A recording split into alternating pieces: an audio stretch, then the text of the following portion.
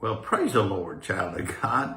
I thank God for this opportunity to share with you some things that have happened in my life. And, I've dealt primarily with finances in the last 30 years of my life. I've taught all over the world about God's plan to prosper his children. And one of the things I saw pretty soon in doing this was that people that are in debt, it's hard for God to really move through them in the powerful financial way that he wants to move through their lives. Well, let's start with a verse that I've been just drilling. Come the fifth time I bring it to you now, Proverbs 22:6. Train up a child in the way that he should go, and when he's old, he'll not depart from it. The rich rule over the poor, and the borrower is the servant to the lender. Child of God, if you are in debt, with all respect, you are a servant of those people that you've indebted yourself to.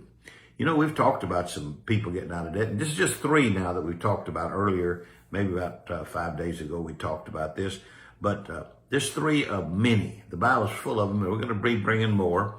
But in 2 Kings, the 4th chapter, the widow woman, she has this debt. Her boys are in debt, and she gets the oil and pours oil, and there's this debt that comes forth that the debt's canceled. She has enough money for the debt and also to retire on. There's this overflow. Always when you get in the flow of God, there's more than enough in every area. And then the axe head that floats, the man lost the axe head as a barred axe head. It fell in the river. And the prophet speaks a word, and that axe head comes out of the water.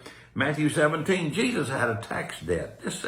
All these were miraculously. And by the way, that debt that Jesus had, he could have asked Simon Peter, he could have asked Judas to take the bag, take the money out, and pay the debt. But when it comes to debt, he loves to show that he cancels debt. So he says, go catch a fish in the river. He'll have a coin in his mouth. That take and give to them for me and for you. Now, if you're going to get out of debt, one of the things I've found is you have to start an out of debt flow. An out of debt flow. Now, watch with me, please. Ephesians 6:8, it says, knowing that whatsoever good thing any man doeth, the same shall he receive, whether he be bond or free. Now, this is going to seem so strange to you, but my wife had it. That word, she brought it and just has stuck with me. If you're not willing to do the ridiculous, don't look for the miraculous. If you can't take it and believe that axe heads will swim, if you can't believe that donkeys will talk, you're going to find yourself hard pressed to accept what's in this word. But God says that whatever good thing He calls to happen for someone else, God calls that same thing to happen for you. So I did tell you we're going to talk about our debt being canceled, talk the debt free, and then constantly pray over other people's debts.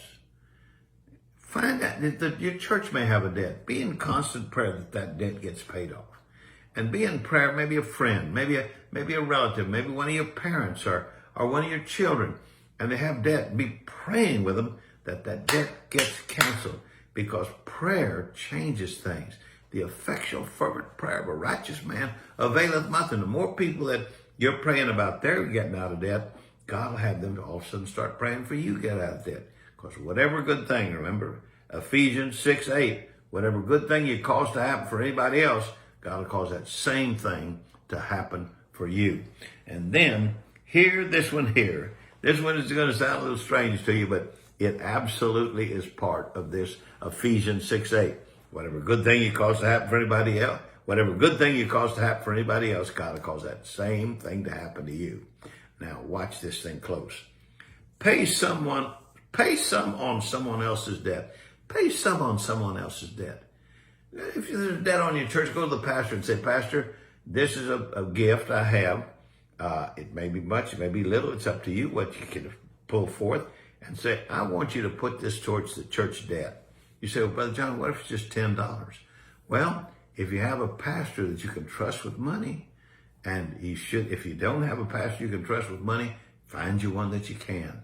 But you come and say, Pastor, I want this month when we pay the debt, I want to pay $10 on that debt, or I want to pay 50, 100 on that debt. Or maybe you have a son that's in debt and you say, son, I'm going to make that car payment for you this month. Or maybe I'll take care of that credit card payment for you. And you say, Brother John, that's very, very dangerous, isn't it? It's dangerous for the creditor because he's about to lose one of his customers, because whatever good thing you're caused to happen for anybody else, God will cause it to happen for you. Ephesians 6:8. It is one of the key scriptures in the Bible that I live by. If I want to see something happen to me, I start causing it to happen for other people. And now, what do you need to do? Brother John, you got such a strange way to get out of debt. Well, let me say this. I paid my bills faithfully for probably 20 years, faithfully, and I was further in debt whenever I got through paying on them. But then one day I started believing God and speaking of my debt, helping sometimes with someone else's debt. First thing you know, God miraculously brought me out of debt. If he did it for me, he'll do it for you. We'll talk again soon. Bless you.